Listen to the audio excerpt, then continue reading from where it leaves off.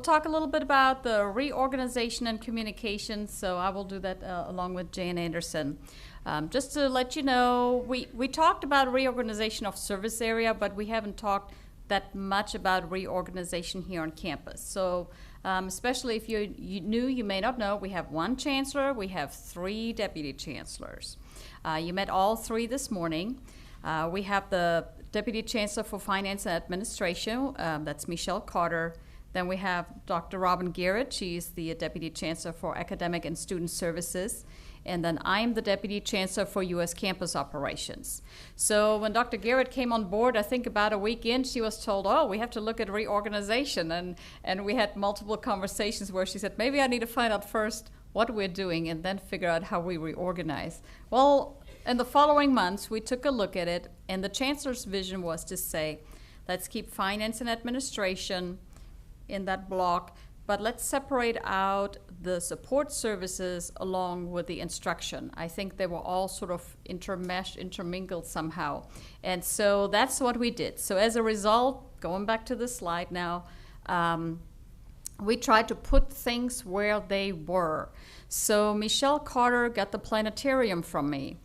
We determined it's really more of a business than an educational function. That said, though, we would love for you to incorporate planetarium shows in your instruction.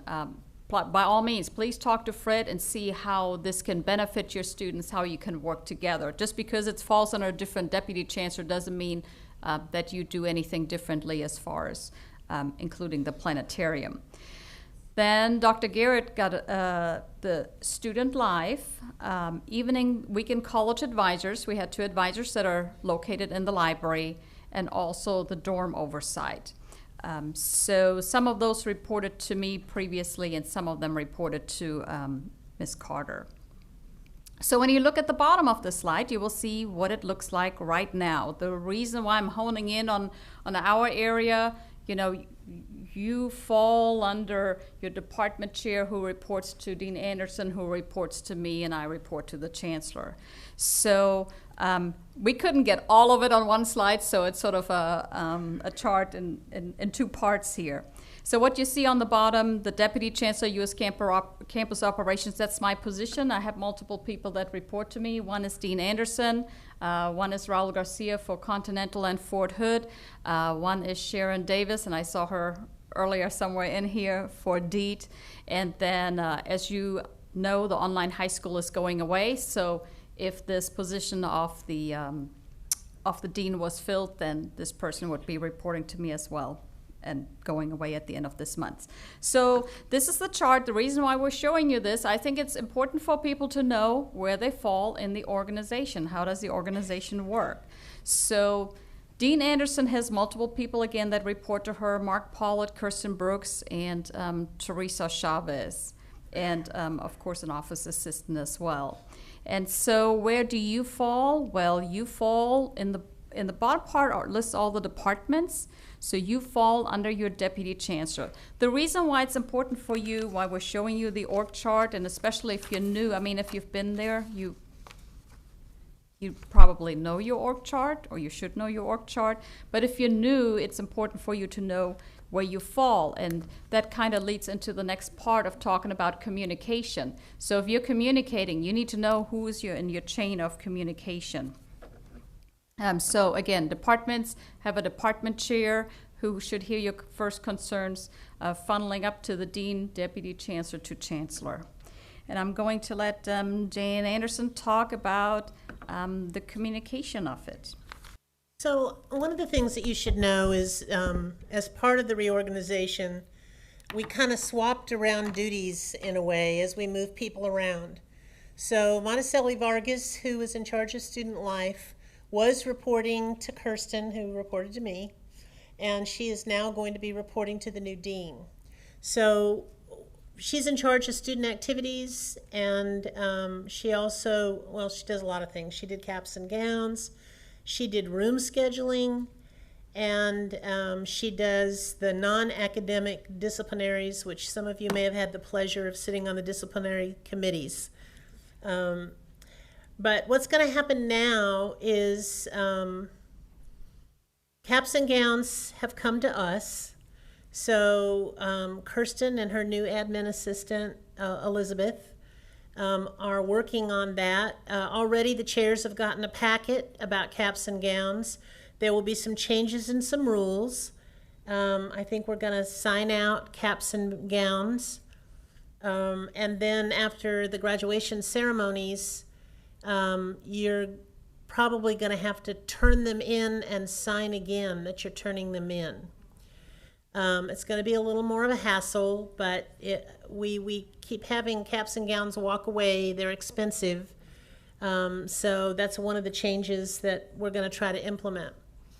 We're also kind of looking, I think Dr. Adie was interested in looking at some other kinds of caps and gowns. Do we have to lease or can we purchase them? So this is another thing they're looking into. With room and course scheduling, well, this is actually talking about the room scheduling for courses, for your classes. That also has come to our area. We've discovered that that's a lot of work, especially doing the schedule bulletins, getting ready for that. But here's the thing. If we didn't have that, I don't think we would be able to adequately plan for the early college, high school student sections that are coming in. We kind of have to see, especially with room squishing, which we're starting, we're with that kind of squeeze on us, we really need to be on top of it in terms of where you're scheduled, what you're scheduled for. And so this is going to be very helpful, I think, to be in our area. I think the new dean is going to be probably more involved in the disciplinaries. Our plan right now, because the new dean is not here yet, and we're waiting to hear about some new processes that are not in the student handbook yet, we will continue with the academic disciplinaries as we have for this semester. But as soon as the new dean is on board, we would like her to come and participate in those issues with us. And then we'll see then if we want to have a committee of sorts, 2 people from her area, including herself, and 2 people from my area, including myself, probably Kirsten and me, and probably Monticelli and the new dean, but not for sure. And we will work together on faculty-related academic issues. Then later, if the new dean is comfortable and ready to go and wants to take that on, then that will move to her area.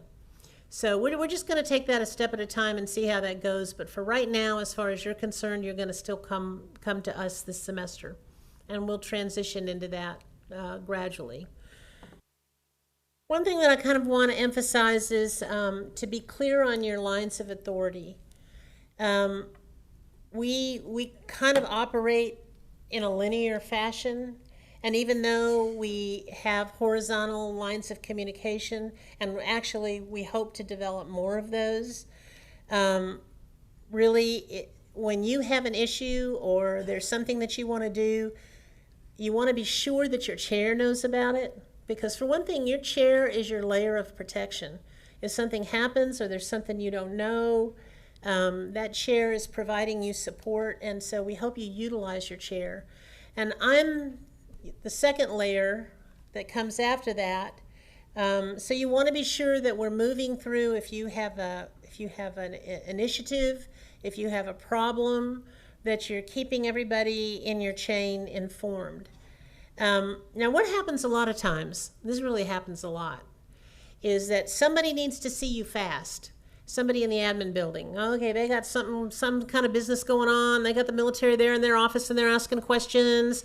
I mean, there's a reason that they have to get to you fast. And so they may pick up the phone and say, can you meet with me? Can you meet with me now? So that's fine. Do that. I mean, they have to have that information. They need you and you need to go. But then do me a favor and brief me. I went down there and this is what happened, so that I'm not caught by surprise, or anybody in between, might be Kirsten, that we understand, what happened, the conversation that took place, and that's fine. That's the best way to operate, is everybody's informed. Keep your chair informed of good things and bad things. I mean, again, they're your layer of protection. They're there to provide support. They want to help you in any way that they can. On the chair end of things, I just want to be sure to remind you that when we issue things, when we send you a memo, when we say things in the chair meeting, you want to be sure that that information trickles down to the faculty. We're assuming that it does. I think in 99% of the cases it does, but we want to be sure that the faculty are hearing everything that they need to hear. So a couple things I want to go over. Just remember, when you put in for travel, travel has to be approved before you go anywhere.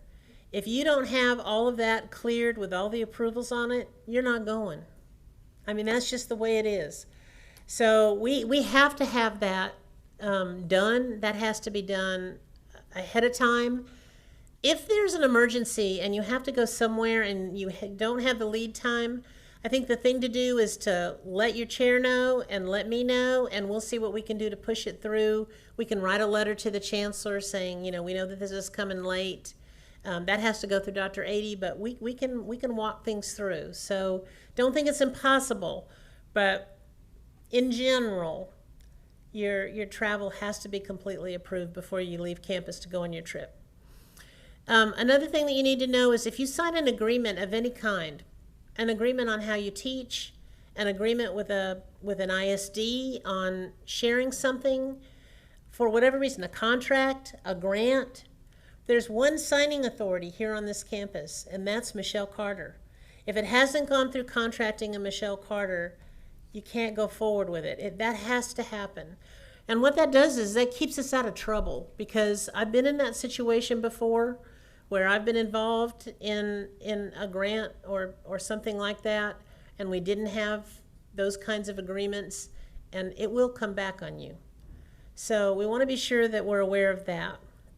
If you haven't worked with Ted Gonzalez, he's now the new Carol Gray in contracting, and he is very nice to work with, and I think you'll be able to get everything done that you need to get done.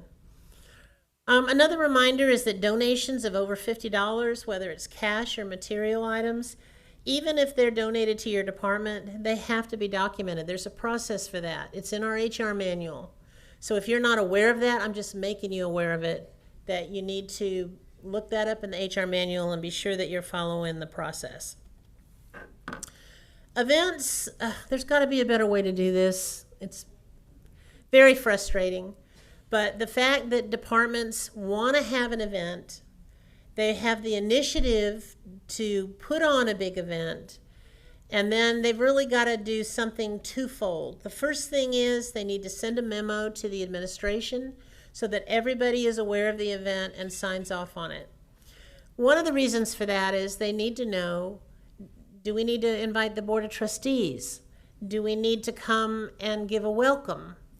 They want to know what their involvement is, and they want to be aware. They want to be aware that it gets sufficient marketing, because a lot of times we see events go on and they're like a whole lot of work that's been put into them. They're awesome events, but they weren't marketed well, and so it was like there wasn't a great turnout. So I think one of the things we're trying to do is we're trying to consolidate events so that more events fall together on the same day. Like if there's a car show, there can be a 5-mile run. Or if there's something going on, we can consolidate those, and we can bring a lot of marketing to that, and that way everybody is successful. Because the more audiences you target, the more people you're going to bring to campus. And then if they're at this event, they're going to also stop by that event. So that's our goal. The last thing I want to say is that we have a lot of changes to the HR manual this year. The HR manual's online. You want to be sure that you're familiar with all those changes so that you're not caught off guard, and so that your people are well aware of everything that's there. All right, everyone. I determined yesterday that I wasn't going to do a PowerPoint because I figured we'd be in PowerPoint, you know what, by now. And so I'm just going to be up here and wing it. That's kind of what I tend to do anyway. What we're discussing is I have a developmental ed plan. Those of you who've been here quite a while might have experienced acronyms called TASP with us once before we switched to the TSI. And a big piece of the developmental ed plan, it's just a small 7-page document. They make it sound like I wrote for ages. But it's a small 7-page document where we're trying to get the students back in developmental first. It's amazing to me when we see our students. We always get the call, and I'm sure Debbie can vouch for me too. She'll get a student who goes, I've been here for 3 years. The only class I need is math, and I got a 310 on the TSI, which means they're in pre-algebra. And so Debbie sends them to me, and they get real angry, and I have to tell them they have to take 3 semesters of math before they even get to college algebra. And so what's happening is our students have found ways and loopholes to maneuver the system. You guys have seen those students, right? Yeah, we've all seen them. We've all advised them. We've all disadvised them and everything else. So what's happening is we're just trying to get them back. Our new motto is get it done first, get it done fast. So on my website is the Developmental Ed Plan if you want to take a look at it. But what you really need to know is that if you see a student and you see that they're not TSI complete in reading, writing, and math, we are going back old school, that they must complete at least 1 developmental course every semester until they are TSI complete. We're not going to go full gung-ho yet. Not yet. Dr. Ady is busy, so she didn't notice I said that. But we're going to go soon, hopefully soon. But we have a lot of them. We have Phyllis Nairn back there. Love her to death. She's my reading specialist.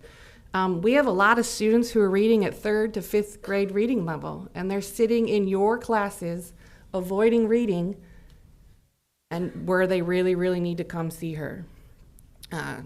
Just to give her a little shout out, she's been helping ECHS students pass that TSI test, and we're down to 1. We're so excited.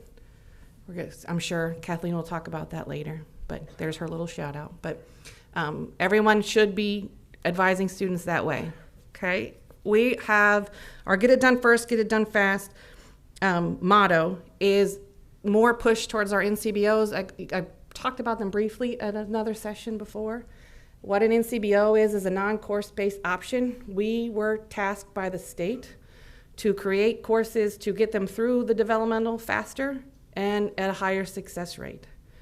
So you guys all know how much the state likes to mandate. And we've been hit pretty hard the last year, and we're going to get hit pretty hard in the next 2 to 3 years in the developmental ed.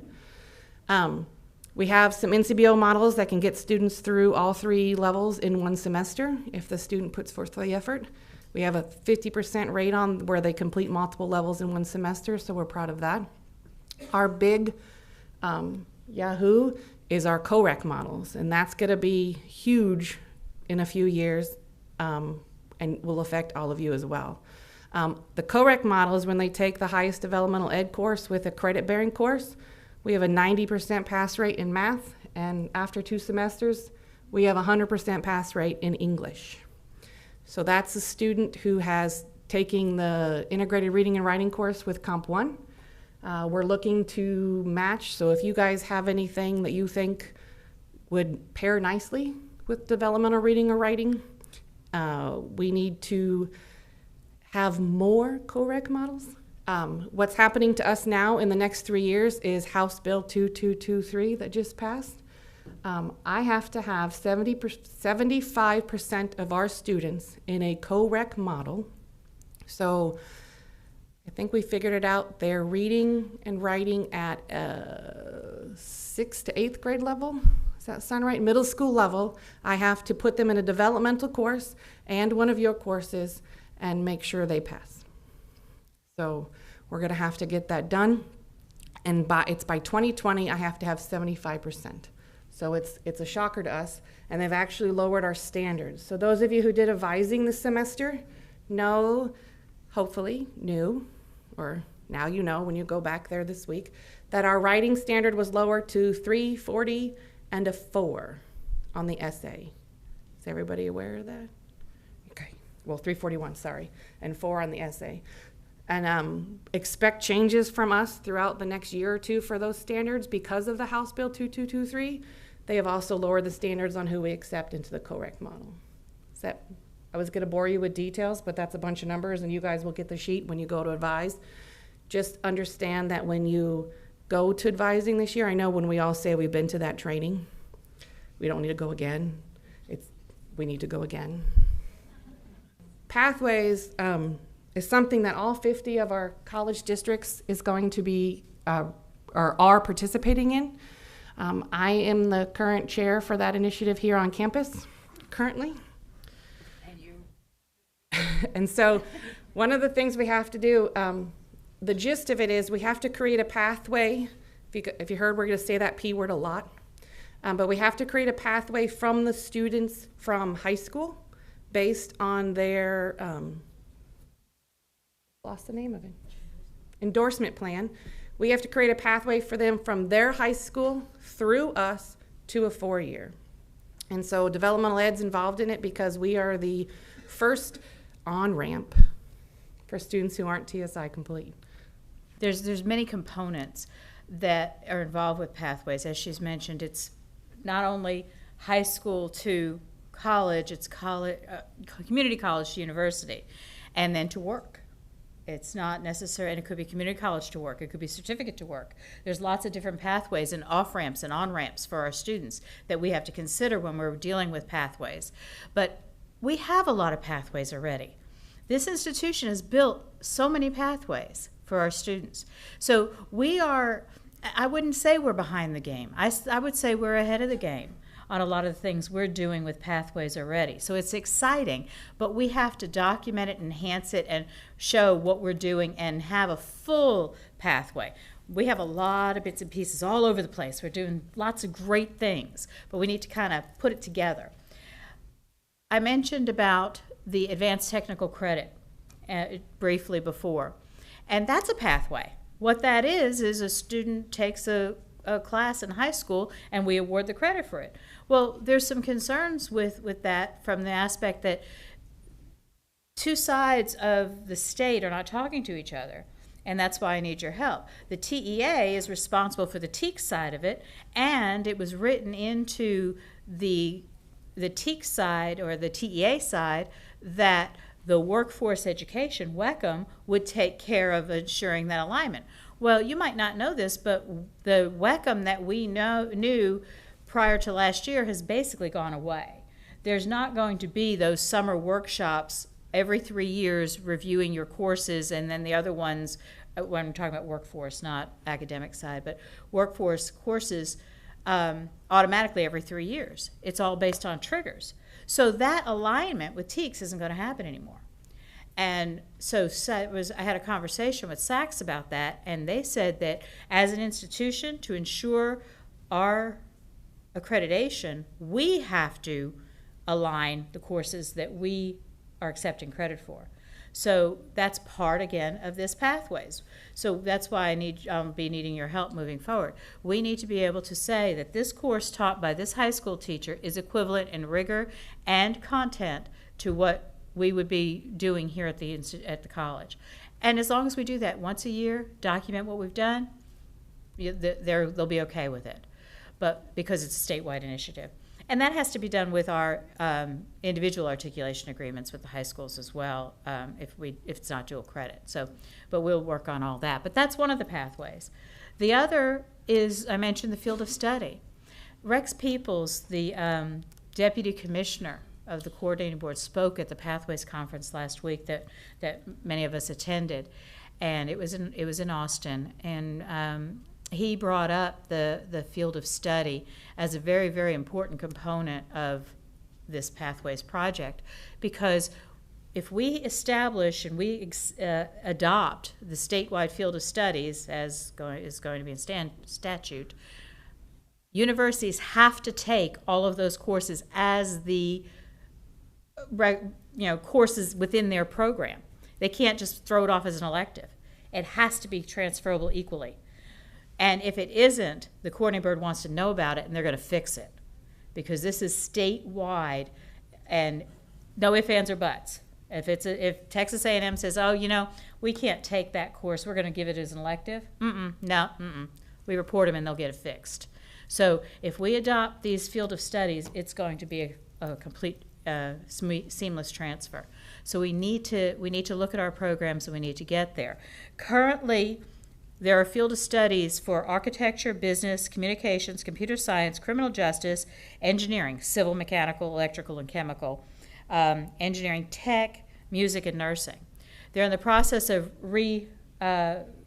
evaluating all of those. Some of those have been reevaluated, and they're in the process of being updated on the coordinating board's website. This fall, they've accepted nominations, and I know we nominated one person for the kinesiology, but they're bringing faculty in to evaluate the field of study from both the community college level as well as the university in biology, business administration and management, criminal justice, kinesiology, and psychology. So once those field of studies are developed and approved, we can implement those, and again, that's a seamless pathway, seamless transfer for our students. Many other institutions have field of studies built into their AA and AS degrees. They've taken these courses that are already established and fit them right in, and their students don't have any problem with their transfers. So that's just something we need to work on. Other than that, I'm trying to think what else. Jan mentioned, Dean Anderson mentioned earlier about at the Pathways, they spoke about the OER and how other institutions have implemented OER to help with the pathways for our students to complete. There's many, many studies that show that if the textbook costs are zero or very nominal, it enhances completion. Well, that makes sense because a student can afford to complete. But there are institutions that have Z degrees. There's some on the East Coast. Houston Community College has that. A Z degree means any $0 resources. Their entire degree, the student doesn't have to pay a dime for anything, any resources other than their tuition, and any kind of other, I guess, fees for the lab fees that might go along with things like welding and so on. There's a state grant out there. Oh, and by the way, it was just one faculty decided at HCC, and I spoke with him, that he wanted to make his business degree a Z degree, and he took it on, and he did it, and he worked with all the other faculty and departments and got this set up. So don't think that you can't do it. You can bring it forward yourselves. But there's going to be a state grant. In this last session, the legislature passed whatever it is, a statute, so that the coordinating board could or needs to establish a way to fund from the state OER initiatives. They're forming a committee right now to set up the guidelines for that, and once that's in place, then we can apply for this grant. And that would give us some more resources to implement OER. So OER isn't going away. All right. I know I've been kind of pushing this a little bit, and I've heard from a couple of you about how you don't like this, you don't like that about OER and all, and I understand what you're saying, but it's not going away. So we have to push it through. For the pathway, a lot of things, like she said, we have little pockets of things that we do on campus that are considered a pathway that we just need to promote, bring together, bring it, like she said, document it. So when we go to these regional meetings, we have that information available to them. A lot of what is discussed in the pathway is Metamajor is what they're called. And that's kind of taking us and grouping us into families of degrees, for lack of a better word. We started to do that when we integrated math with engineering, computer science, and that nature. But if you take a look, when Jan mentioned our neighbors, she wasn't joking. She means it. We went to a regional meeting. ACC's there, TSTC's there, Temple College was there, Navarro was there, and they're all doing these things. But ACC, they've totally taken their website and their degree plans and sectioned them off by color coding.